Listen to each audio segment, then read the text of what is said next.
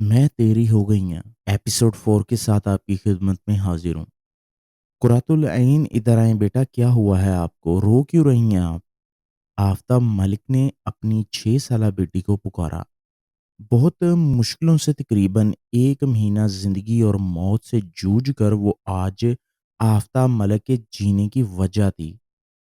इसके 1 महीने में न जाने इन्होंने कितनी मिन्नतें, दुआएँ, खैरातें, ग़र्ज़ के इनसे जो कुछ बन पड़ा, फिर इन्हें जो कुछ समझ आया, इन्होंने सब किया। महँगे से महँगा डॉक्टर इन्होंने अपनी बेटी के लिए ला खड़ा किया।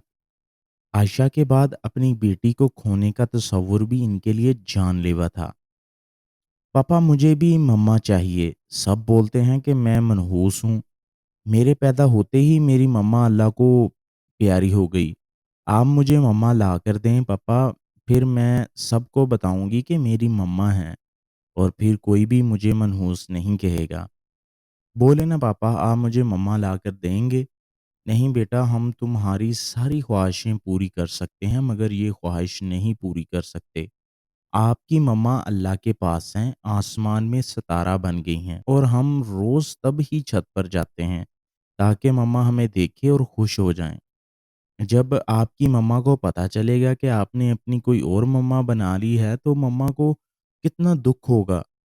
आप समझ रहे हो ना बेटा पापा क्या कह रहे हैं? हाँ पापा, मगर बीजान कल कह रही थी कि पापा से बोलो जो आपकी गाँव में मम्मा हैं, इनको ले आओ। वो मुझसे बहुत प्यार करेंगी। कुर्रतुल ऐन ने मासूमियत से इनके गले में बाजू डालकर कहा और आफ़ताब मलिक के सर पर जैसे किसी ने बम फोड़ दिया हो। साथ ही इन्हें भी बीजान पर शदीद गुस्सा भी आया। आखिर क्या सोचकर इन्होंने इस मासूम के दिल में ये हुनास भरा। 4 साल पहले जब मरीना ने आफ़ताब मलिक के लिए खुदकुशी करने की कोशिश की थी, तो पूरे ख़ानदान ने मरीना मलिक से इनका निकाह ज़बरदस्ती करवाया था। आयशा और आफ़ताब मलिक एक दूसरे को पसंद करने के साथ-साथ शादी के भी ख्वाहिशमंद थे। जिसके लिए आयशा के माँ-बाप तो राज़ी हो गए थे, मगर मलक ख़ानदान के कुछ अपने असूल थे, जिनके तहत मरीना इनके बचपन की माँग थी। बहुत कोशिश के बाद भी जब कोई आयशा के लिए हामी भरने को तैयार नहीं हुआ, तो इन्होंने हवेली छोड़ने को कहा। लेकिन मलक हवेली के मकीनों को अपने बेटे का घर छोड़ना तो मंज़ूर था, मगर अपने रस्म व रिवाज से कोई 1 इंच भी पीछे नहीं हटना चाहता था। और यही बात इन्हें तैश दिला गई। इस हवेली के लोगों को अपने बच्चों की खुशियों की नहीं, अपने क़ुदयानूसी रस्म-व-रिवाज के परवाह थी। और फिर एक दिन वो अपना सामान बाँध कर अपने शहर के फ्लैट में आ गए और आयशा के माँ-बाप से बात करके इनकी बेटी का हाथ माँगा और सारी ज़िंदगी उसे खुश रखने का वादा कर वो आयशा को अपनी शरीके हयात बनाकर अपनी दुनिया में ले आए। ये क्या कर रहे हैं आप? आप छोड़ें हमें, आपने कहा था कि आप निकाह के बाद हमें घर छोड़ देंगे। अपनी कमर पर इसकी मज़बूत गिरफ्त महसूस करके वो बुरी तरह मचली। कहा तो था, मगर ये सब तो तुम्हें निकाह से पहले सोचना चाहिए था कि क्या क्या मतलब है तुम्हारा? मेरी जान कितनी भोली हो तुम।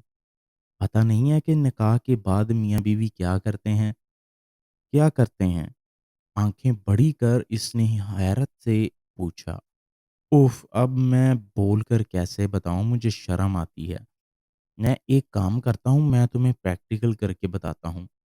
तुम हमारे साथ ऐसा कुछ नहीं कर सकते, इसने गुस्से से कहा। लेकिन आहिस्ता-आहिस्ता अपनी कमर की ज़िप खुलती महसूस कर उसकी रूह फ़ना होने लगी। नहीं, नहीं, देखो तुम ऐसा कुछ नहीं करो। तुमने जैसा कहा मैंने वैसा ही किया, मगर ये सब तो मेरा हक है। अभी-अभी तो तुमने खुद ये हक मुझे दिया है। सख्त मुज़ाहमत करते हुए इसने अपना हाथ पीछे ले जाकर इसे ज़िप खोलने से रोका, लेकिन तब तक आधी से ज़्यादा ज़िप खुल चुकी थी। पलक झपकते ही इसने कुरात को अपने नीचे किया और खुद इस पर बुरी तरह से झुक गया। यहाँ तक कि इनके बीच 1 इंच से भी कम का फासला रह गया था। हल्का सा झुककर इसने अपने दहकते लबों की मोहर उसके माथे पर ज़ब्त की। کچھ دیر بعد پیچھے ہٹ کر اسے چہرے کی طرف دیکھا، جو سانس روک کر آنکھیں زور سے بند کیے شاید اس کے پیچھے ہٹ جانے کا انتظار کر رہی تھی۔ اس کی اس حرکت پر اسود کے لب مسکرائے۔ مسز اسود ملک آنکھیں کھولیں۔ جب ہی اس نے ہلکی سی آنکھیں کھول کر دیکھا اور غصے سے اپنا رخ دوسری جانب کیا۔ آپ بہت برے ہیں، وعدہ کیا تھا کہ ہمیں چھوڑ کر آئیں گے، اب وعدہ توڑ رہے ہیں۔ اوکے چھوڑ آؤں گا، مگر پہلے میری دو باتیں مان لو۔ پہلی یہ کہ اسمائل کرو اور میرے ساتھ کچھ خوبصورت پکس بنواؤ۔ بھائی نکاح ہوا ہے ہمارا، کچھ یادیں ہونی چاہیے۔ جلدی سے اسمائل دو، ہر سیلفی میں اسمائل ہونی چاہیے، ورنہ ہاں ہاں میں اسمائل کروں گی۔ اسود نے موبائل نکال کر کیمرہ آن کیا اور اس کی کمر میں ہاتھ ڈال کر اپنی طرف کھینچا۔ 5-6 سیلفیوں کے بعد اسے چھوڑ کر ایک نظر اس کے شرم سے سرخ چہرے کی طرف دیکھا۔ ایک کام کرو، لیٹ جاؤ۔ پر کیوں؟ مجھے گھر جانا ہے۔ ابھی میری دوسری بات مانی ہے تم نے؟ لیٹو جلدی سے۔ اوکے۔ برا سا منہ بنا کر اس نے تکیے پر اپنا سر رکھا۔ اسود نے جلدی سے نکاح نامے اور ان دونوں کی پکس مرینا بیگم کو سینڈ کی۔ 2 میسج کرنے کے بعد موبائل ایک طرف رکھا، پھر اپنی شرٹ اتار کر ایک طرف ڈالی۔ کرت جو اس کی ساری کارروائی دیکھ رہی تھی، اس کو شرٹ اتارتے دیکھ گھبرا کر اٹھنے لگی، لیکن اس سے پہلے ہی اسود نے کندھوں پر ہاتھ رکھ کر اس کا سر دوبارہ تکیے پر رکھا۔ کرت نے گھبرا کر اس کی طرف دیکھا، جس کی آنکھوں میں اب شرارت اور نرمی کہیں نہیں تھی۔ اس نے جھک کر اس کے گال پر اپنے لب رکھے۔ میری دوسری شرط یہ ہے کہ مجھے بتاؤ تم اتنی آسانی سے نکاح کے لیے مان کیسے گئی؟ ہم ڈر گئے تھے اور ہمیں گھر بھی جانا تھا۔ اس نے ڈرتے ہوئے جھوٹ بولا۔ نہیں، تم جھوٹ بول رہی ہو۔ اس نے جھک کر اس کی گال پر دانت سے کاٹا جہاں اس نے ابھی ابھی اپنے لب رکھے تھے۔ آہ جنگلی انسان، یہ کیا طریقہ ہے؟ جنگلی پن ابھی بھی میں نے تمہیں دکھایا کہاں ہے؟ میری جان، ایک ہاتھ اس کی کمر کے نیچے سے لے جا کر باقی زپ کھولتے ہوئے وہ مینی خیز لہجے میں گویا ہوا، اور پھر ہاتھ بڑھا کر کندھوں سے اس کی فراق کو سرکایا اور اس کے کچھ بھی کہنے سے پہلے جھک کر وہاں اپنے لب رکھے۔ چھوڑو، مجھے جانے دو پلیز۔ اپنے ناخنوں سے اس کے کندھے اور گردن کو کھروچتے ہوئے اس نے بھرپور مزاحمت کا مظاہرہ کیا۔ اسود نے سر اٹھا کر ایک بار اس کے مزاحمت کرتے ہاتھوں کو دیکھا، پھر سختی سے ان کلائیوں کو اپنی مضبوط ہاتھوں کی گرفت میں لے کر تکیے سے لگایا۔ میری جان، ان نازک ہاتھوں کو تکلیف دینے کی ضرورت نہیں۔ جب تک تم مجھے سچ نہیں بتا دیتی تم یہاں سے کہیں نہیں جا سکتی۔ اب تم جب تک چپ رہو گی میری یہ گستاخیاں اتنی ہی بڑھتی رہیں گی۔ اب یہ تمہارے اوپر ہے تم مجھے کتنا آگے جانے سے روکتی ہو۔ سنسناتے لہجے میں کہتے ہی پوری شدت سے اس نے اس کے لبوں پر جھک کر اپنے لب اس کے لبوں سے الجھا دیے۔ پوری شدت سے اس کی سانسوں کو پیتے ہوئے وہ اچھے سے جانتا تھا کہ وہ رو رہی ہے اور اس کی سانسیں بھی مدھم ہو رہی ہیں، لیکن اگر آج وہ اس کے ساتھ کوئی رعایت کرے گا تو شاید کل اسے کسی بڑی مشکل کا سامنا پڑ سکتا ہے۔ مگر جب اسے لگا کہ اس کی سانسیں بالکل ہی مدھم ہو گئی ہیں تو وہ سرعت سے ہونٹوں کو چھوڑ کر گردن کی طرف بڑھا۔ اس کی دونوں کلائیوں کو چھوڑ کر ایک ہاتھ سے اس نے فراق کا کچھ اور حصہ اوپر کیا اور دوسرا ہاتھ اس کی برہنہ کمر پر گردش کرنے لگا۔ نہیں نہیں پلیز، میں بتاتی اپنی کمر پر اس کے مضبوط ہاتھ کا لمس اور فراق کو کندھوں سے نیچے جاتا محسوس کر اس کو ضبط کا باندھ ٹوٹ گیا۔